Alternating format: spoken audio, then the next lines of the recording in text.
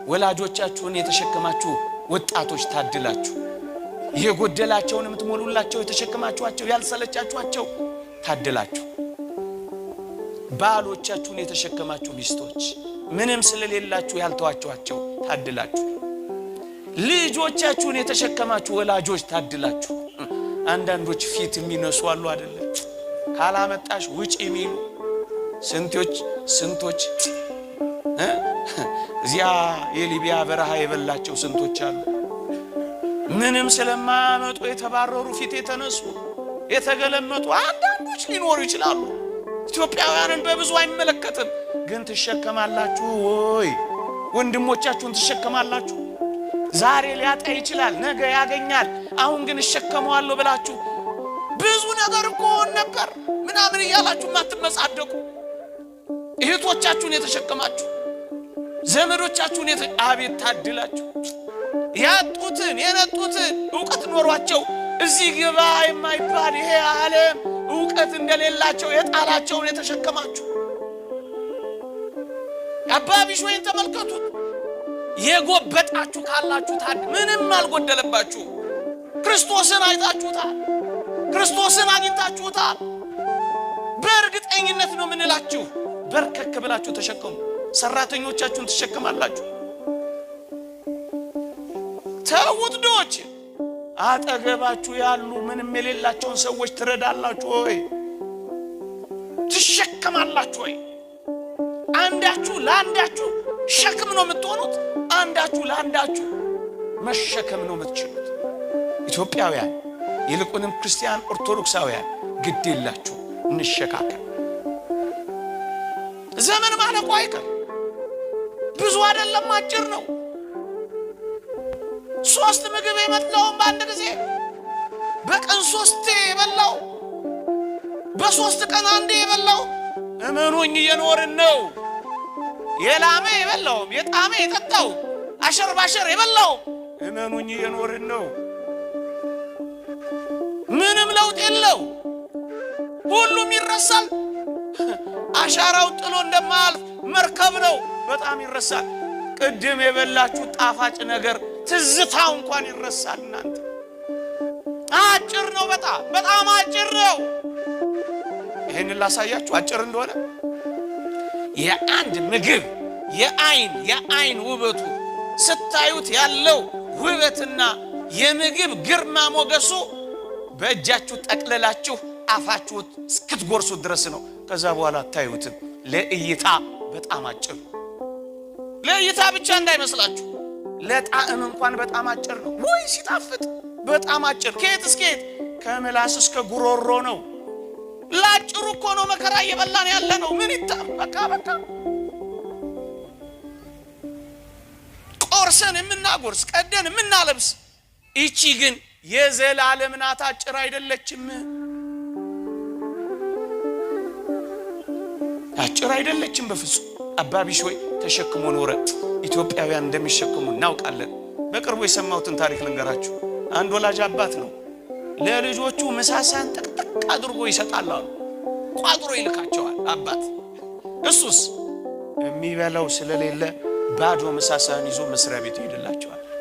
ከዛስ ምሳሳ ሲደርሱ ሌሎች ሁሉ ከፈት ሲያረጉ አውቋሉ በፌስታል ምሳሳኑን ይዝና በመካከላቸው ይንጎራደዳል። ምን ለማለት ይዣለው እኮ ቀላል ሰው አረጋችሁኝ እንዴ ይላል። እየሰማችሁኝ? እኔ ትንሽ ቆይቼ ነው የምበላው ይላል። ግን ምንድነው? ባዶ ነው። ልጆቹን ያጠግባል፣ እሱስ ይራባል። ይሄ ነው መሸከም። አንዳንድ ማታ ለሚጠጡበት ለሚያጌጡበት ወገኖች አታጊጡ አትዋቡ ግን እያልኩ አይደለም። እግዚአብሔር በሚያውቀው ግንስ በመጠን አይሆንም። ለጥፍር የሚወጣ ወጪ እንዴት ይደንቃል! ለሚቀጠል ጸጉር የሚወጣ ወጪ ኢንቨስት የሚደረገው ፋብሪካ ይመስላል አንዳንዶች ጋር። ምን ነው ግፍ አልሆነም? ራሳቸውን ማኖር ያልቻሉ ብዙዎች ባሉበት ክርስቲያኖች እንዲህ ሊያደርጉ ይገባ። አንዳንዶች አንገስጽም። እንዲህ አይነት ደግሞ ወላጆች አሉ እጃቸውን ሻካራ አድርገው እየተንቀጠቀጡ እየሰሩ ልጆቻቸውን የሚያጠሉ ታድለው። Impressions matter. መሰገኑ አሉ። አቤት ታድለው። አቤት ታድለው። መሸከም ማለት ይሄ ነው። ንስሐ አባቶች ልጆችን መሸከም፣ የልጆቻቸውን ረሃብ የሚያውቁ ንስሐ አባቶች የልጆቻቸውን ረሃብ መሸከም አለባቸው። የአንደኛው ልጃቸውን ጥጋብ ያውቃሉ፣ የአንደኛው ልጃቸውን ረሃብ ያውቃሉ። እንዳይጠግብ በልኩ እንዳይራብ ደግሞ በመጠኑ አከፋፋይ ሊሆኑ የሚገባቸው ንስሐ አባቶች እዚህ ላይ ሊሰሩ ይገባል። በባጋቸው ዳቦ ይዘው የሚዞሩ ካህናት እንዳሉ እንሰማለን። ለተራቡ ልጆቻቸው የሚያበሉ ወንጌል ማለት ይሄ ነው። ሌላ ወንጌል ምንድነው? አሁን ይሄንን ያወራነውን ሁሉ አንድ ሰው ካልኖረበት ምን ትርፋለ? የጆሮ ቀለብ ሳይሆን የህይወት ቀለብ እንዲሆን እኮ ነው ወንጌል የሚዘረጋው። ተግባር ክርስቶስ የሚገኘው አባ ቢሾይ ተሸከመውና ወጣ። ከዛስ ክርስቶስ ቢጠበቅ የለም። እየሰማችሁ ነው? ቢጠበቅ የለም። ሊታይ የተናፈቀው ቀረ፣ ዘገየ። አባ ቢሾይ ምን ነው የነገርከን እውነት አይደለም? ኧረ ጌታዬ ቃል ገብቶልኛል። በህይወቴ ሁሉ አንድ ቀን እንኳን ሊቀር ዘግይቶብኝም አያውቅም። በትክክል ያናገረኝ እገለጥልሃለሁ ነው ያለኛል። ትንሽ ጠበቁት፣ አሁንም አልመጣም። ምዕመናን ተቁነጠነጡ፣ ትዕግስት አጡ። ከዚያስ ድምፅ ሰማ። አባ ቢሾይ ምን የሚል? ልጄ ቢሾይ አቤት ተገልጬልሃለሁ እኮ። እንዴት አለ ተሸክመኝ አይደል ያለ? ምን ተሸክመኛል? እናንተ ነው የተሸከምኩት። ታዲያ ምንድነው? ለካ ተሸክሞት ወጥቷል። እየሰማችሁኝ ነው? የክርስቶስ አድራሻ ጉንድሾች፣ የክርስቶስ አድራሻ የተራቡ፣ የክርስቶስ አድራሻ የተጠሙ፣ የክርስቶስ አድራሻ በር የሌላቸው መጠለያ ያጡ እናንተ ኦርቶዶክሳውያን አባቸው ክርስቶስን ማግኘት ከፈለጋችሁ በድሃ ወይም በእንግዳ ሰው ታገኙታላችሁ። ልድገመው፣ የክርስቶስን አድራሻ ልንገራችሁ። በድሆች ወይም በእንግዳ ሰዎች ውስጥ ክርስቶስን ታገኙታላችሁ። ይህ ሰውዬ ምንድነው የሚያወራው ልትሉኝ ትችላላችሁ። አንዳንዴ እንደው ተሳስተው ይሄንን ቃል የሚሰሙ ደስ በማያሰኝ ህይወት ውስጥ የሚኖሩ ሰዎች እስኪ ይስሙት። እኔ በቅርቡ የሰማሁት ልቤን የነካኝን ታሪክ ልንገራችሁ። ማውቃት ልጅ ናት እና በብዙ ተጋድሎ ነው የኖረችው። ከመናፍስት ጋር ትታገል ነበር። እንዲጠቅም ብዬ ነው እንጂ ወሬ ማውራት ፈልጌ አይደለም። ግን አንዳንዴ ጭካኔያችን ከፍ ይላል። በብዙ ተጋድሎ ነው የኖረችው። የጻድቁ አባታችን የአቡነ ተክለ ሃይማኖትን በዓል ለማክበር ደብረ ሊባኖስ ትሄዳለች። ከብዙ ተጋድሎና መከራ የተነሳ የስኳር በሽተኛ ሆናለች። ኢንሱሊኑን ይዟ ነው በቦርሳዋ የሄደችው። ብቻዋን ታግላ ስለምትኖር አባ ከና ሚላት ስለሌለ ትርፍ ብር የላት። በዓል እያከበረች እያለ ቦርሳዋን ትሰረቃለች።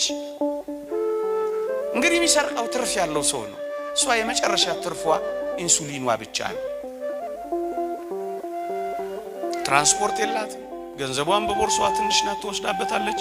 የምትወጋው ኢንሱሊን ለዛይ ሰዓት ማግኘት አለባት። ይችላል የት ትሄድ?